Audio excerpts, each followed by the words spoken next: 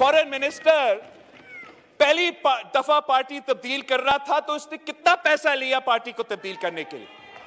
दूसरा दफा तब्दील किया तो कितना प्राइस था, उसको जमीन बेचने का कितना कीमत था? और तीसरा दफा, जब तीसरे दफा अपना जमीन बेच रहा था तो कीमत क्या था?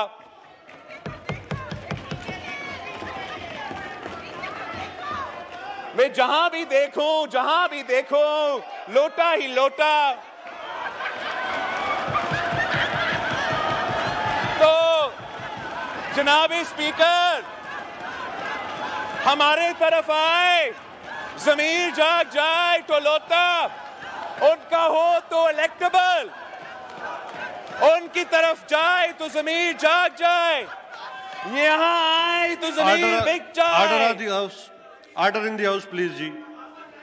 जनाब स्पीकर, ये लोग जो ऑपोजिशन के बेंचेस में शामिल हुए और कुछ जो उधर रहते हैं मगर अभी तक नहीं आ रहे हैं, वो जबरदस्ती पीटीआई में शामिल किए गए।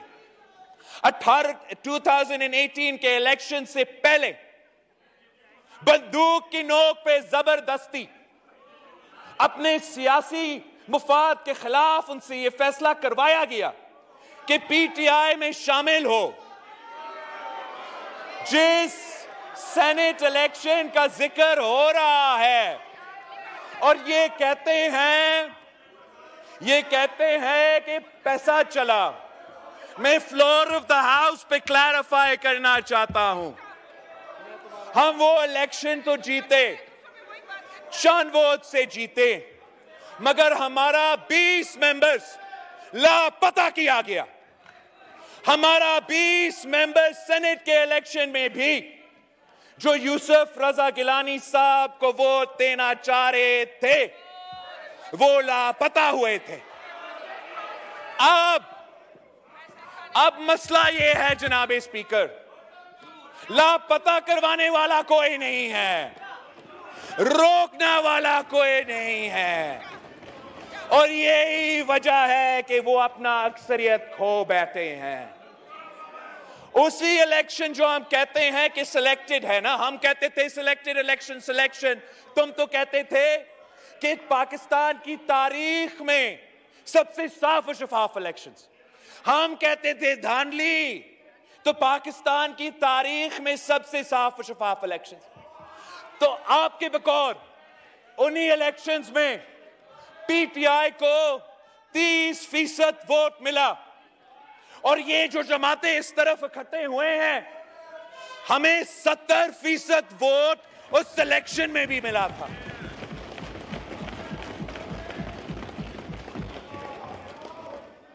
ये मुकाबला से क्यों भागते जनाब स्पीकर?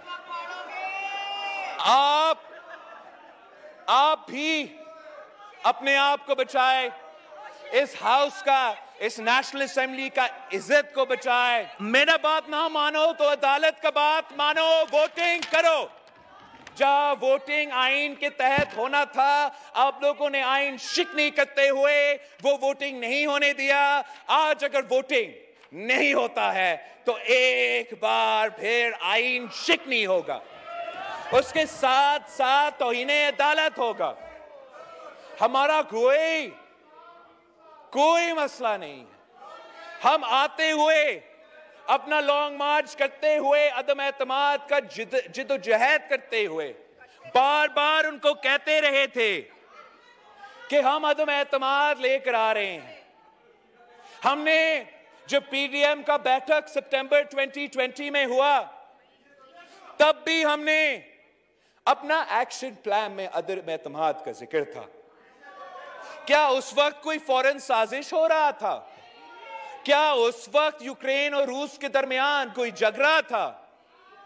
फिर हमें पूरा साल उसी जद्दोजहद में रहे, सेनेट इलेक्शन के बाद भी उसी जद्दोजहद में रहे, और जनवरी ऑफ दिस ईयर, इस जनवरी पे 5 जनवरी पे लाहौर में पाकिस्तान पीपल्स पार्टी का सीसी होता है, और इस सीसी के फैसले के नतीजे में हम कहते हैं कि हम लॉन्ग मार्च कर रहे हैं, अवामी मार्च कर रहे हैं।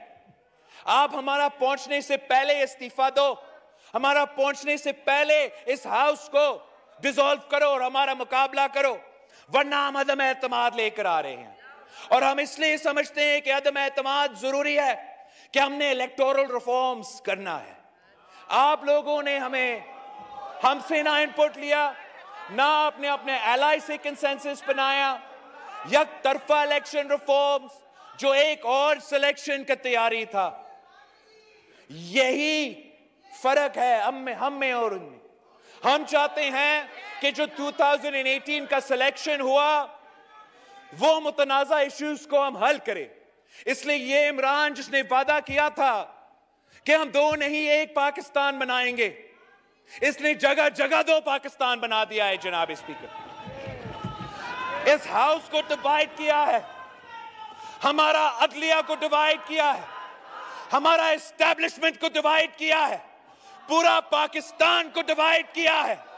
और वक्त आ गया है कि हमें पाकिस्तान को जोड़ना है ताकि हम आगे बढ़ सकते हैं। पाकिस्तान को जोड़ के साफ और शफाफ इलेक्शंस की तरफ जाना पड़ेगा और जिसको भी मैंडेट मिलेगा साफ और शफाफ इलेक्शंस के नतीजे में सब उसको मानेंगे। उसके दरमियान में अगर कोई रुकावट है वो लोग हैं जो आईन शिकनी कर रहे हैं, जो तौहीने अदालत कर रहे हैं, जो एनएससी का झूठा लेटर को आपके सामने लहरा रहे हैं। अगर इस कॉरेस्पॉन्डेंस में इतना वजन था तो मैं पूछता हूं कि खुद वजीर खारजा उस नेशनल सिक्योरिटी मीटिंग में जहां हमारा अस्करी क़यादत मौजूद था, शिरीन मिजारी साहिबा मौजूद था और इमरान खान मौजूद था, तो उस मीटिंग में वजीर खारजा मौजूद क्यों नहीं था? आज तक जब हमारा मुतालबा रहा है कि इस केबल को अदालत में पेश करो, इस मीटिंग का मिनट्स अदालत में पेश करो, वो नहीं कर सकते हैं। आज भी भाग रहे हैं, भागने का कोई रास्ता नहीं है। जनाब स्पीकर, आप वोटिंग करो, अब वोटिंग करो, इसमें कोई गुंजाइश नहीं है कि हम इन चीजें पे तकरीर करें। अब मैंने रिकॉर्ड पे ले आया हूं कि आप तौहीने अदालत कर रहे हो। हम अपना वकला को भी, अगर आप तौहीने अदालत करते रहते हो, वोटिंग नहीं करते हो, तो हम इधर भी बैठे रहेंगे, वहां भी जंग लड़ेंगे, मगर इस मुल्क के लिए, इस पार्लियामान के लिए, अवाम के लिए हमें आते हुए ये 4 साल खान साहब ने एक दफा भी इज्जत से अपना काम नहीं किया। अब जाते जाते कोई तो स्पोर्ट्समैन स्पिरिट दिखाता। पहले कप्तान है जो मैच हारने के खौफ की वजह से विकेट्स उठा के पिच से भाग रहा है।